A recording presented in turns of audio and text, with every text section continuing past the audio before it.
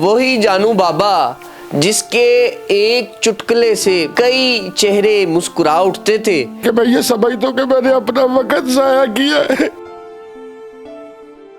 دیکھنے والے بیٹیوں اور بیٹوں کو کہوں گا کہ خدا کے واسطے یہاں پہ نہ آئے، یہاں پہ کوئی خیال کرنے والا نہیں ہے۔ میں تو چل نہیں سکتا، میری بیگم بچاری مجھے پخانا کرواتی ہے، وہ بچاری کتنی قربانیاں دے رہی ہے میری خاطر،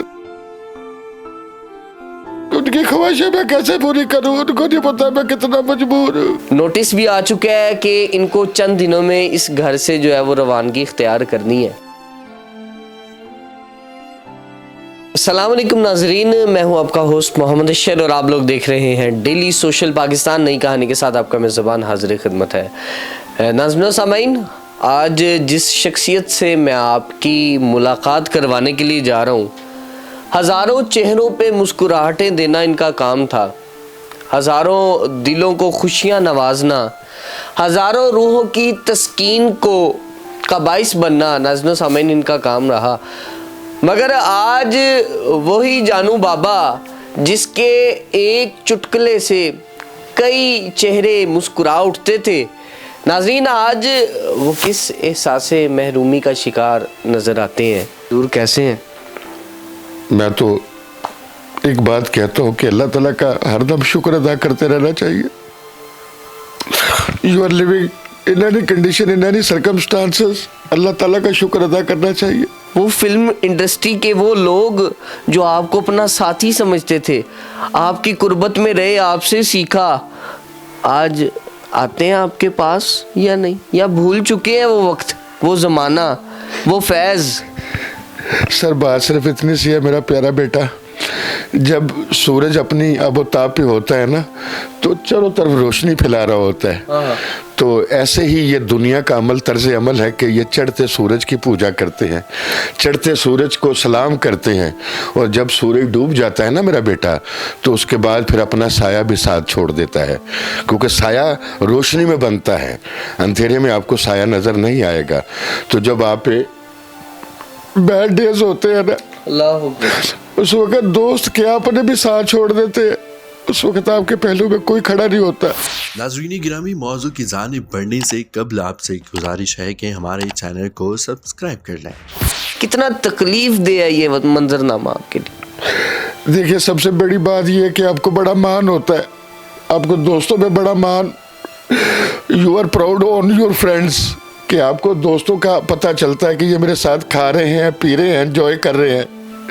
لیکن جب تکلیف کا وقت آتا ہے تو یہ سارے دوست آپ سے دور ہو جاتے ہیں، پھر آپ کے پاس کوئی نہیں ہوتا، آپ کیسے جی رہے ہیں، کیسے مر رہے ہیں، آپ کے بچے بھوکے ہیں، انہوں نے کھایا بھی کہ نہیں کھایا، پھر کوئی نہیں پوچھتا کہ آپ کس حالات میں ہیں، آپ کیسے جی رہے ہیں۔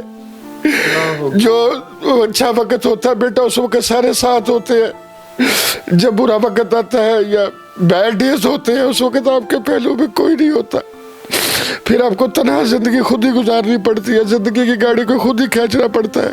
میں پھر یہ کہوں گا کہ رب کی ذات ہے پروردگار، اللہ اکبر، یہ دنیا کے رشتے سارے جھوٹ ہے ان کے۔ میں تو کہتا ہوں اللہ کا شکر ہے کہ چہروں کا پتہ چل گیا کہ کون کیسا ہے، اگر یہ ٹانگ نہ کٹتی تو شاید میں کسی خوش فہمی میں ہوتا، لوگوں کا پتہ تو چل گیا کون کو کیا ہے۔ اپنوں نے فون اٹھانے چھوڑ دیے، بہن بھائیوں نے فون اٹھانے چھوڑ دیے، کسی کی کیا بات کرے۔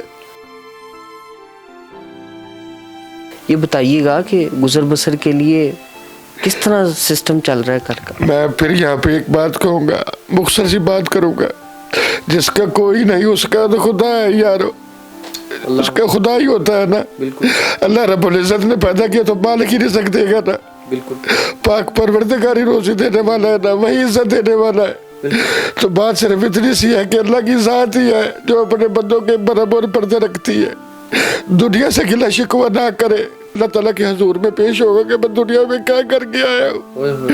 میں تو آج پشیمان ہوں جو میں ہنستا رہا، ہنساتا رہا، جھکتے مارتا رہا۔ سر کیسے رغبت آئی دین کی طرف؟ یہ تو اللہ تعالیٰ کا شکر ہے، اللہ کا کرم ہے جس نے مجھے اس دنیا سے نکال کے اس دنیا میں شامل کر لیا جس میں میں اللہ کا بندہ بن گیا۔ اللہ کو یاد کرتا ہوں، بلکہ میں یہ سمجھتا ہوں کہ میں نے اپنا وقت ضائع کیا ہے، جو میں جھکتے مارتا رہا، جو میں شغل میں نے کرتا رہا، وہ تو ٹائم ضائع کیا میں نے۔ यही टाइम कीमती है। जो अपने अल्लाह से लो लगाई है उसको याद करते हैं। मेरा बेशक अल्लाह साबिर और शाकर को अपने करीब रखने वाला है। लोग गिला करते हैं मेरे पास पुराना मोबाइल है, मेरे पास घर नहीं है, मेरे पास जेवर नहीं है।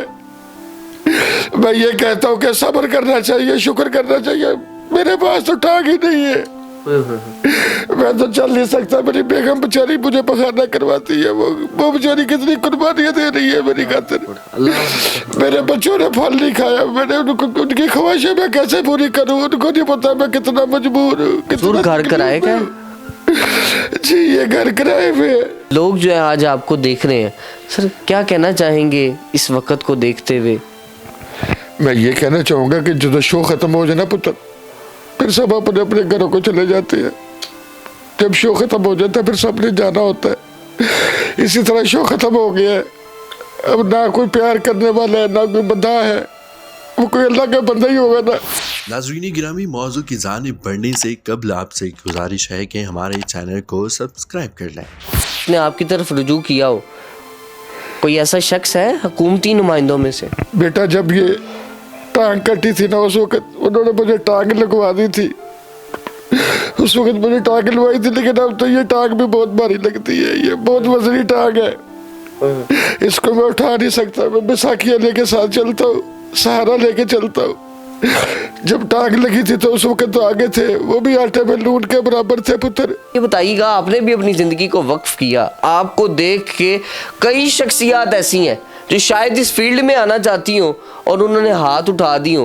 हुजूर, उनके लिए आप क्या कहना चाहेंगे?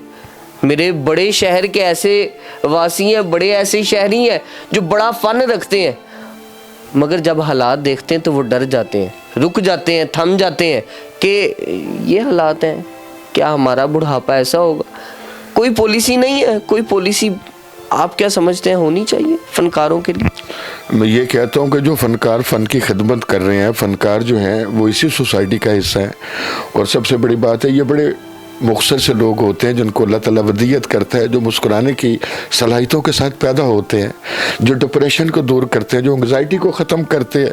लेकिन मैं देखने वाले बेटियों और बेटों को कहूँगा कि खुदा के वास्ते यहाँ पे ना आए। यहाँ पे कोई ख्याल करने वाला नहीं है, कोई एहसास करने वाला नहीं है। जब आप गिर जाते हैं तो आपको कोई नहीं उठाता, आपको कोई पानी नहीं पिलाता, कोई आपका मुदावा नहीं होता। लोग आपको यूज़ करते हैं, आपको यूज़ करते हैं, इस्तेमाल करते हैं।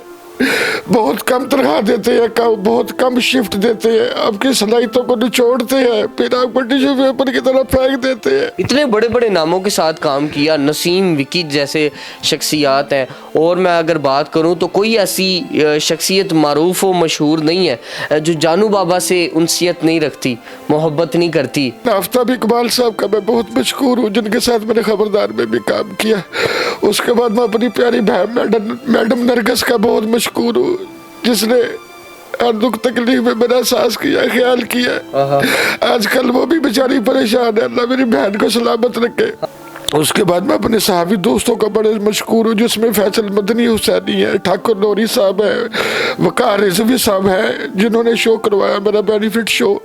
अल्लाह उनको सलामती दे, अल्लाह उनको भी सलामती दे जो ख्याल और एहसास करते हैं। आमीन आमीन। ये वही शख्सियत है जिसपे बहुत सारे एहसान आप पे किए हैं और अब आपका वक्त है कि आप उस कर्ज को लुटाएं, माली इमदाद करें। और मैं हुकूमत वक्त से अपील करूंगा कि हमारे फ़न को इस तरह ना रोला जाए, हमारे उन फनकारों को इस तरह ना रोला जाए कि आने वाला हर वो शख्स फनकार बनने से डरे। तो खुदारा कोई पॉलिसी आया कीजिए और इनकी इमदाद के लिए काविश कीजिए। इसी के साथ अपने मेज़बान मोहम्मद अशर को दीजिएगा इजाज़त। मुलाकात करेंगे अगले प्रोग्राम में अल्लाह ने के बाद। नाज़रीन गिरामी, कबल आपसे गुजारिश है कि हमारे चैनल को सब्सक्राइब कर लें।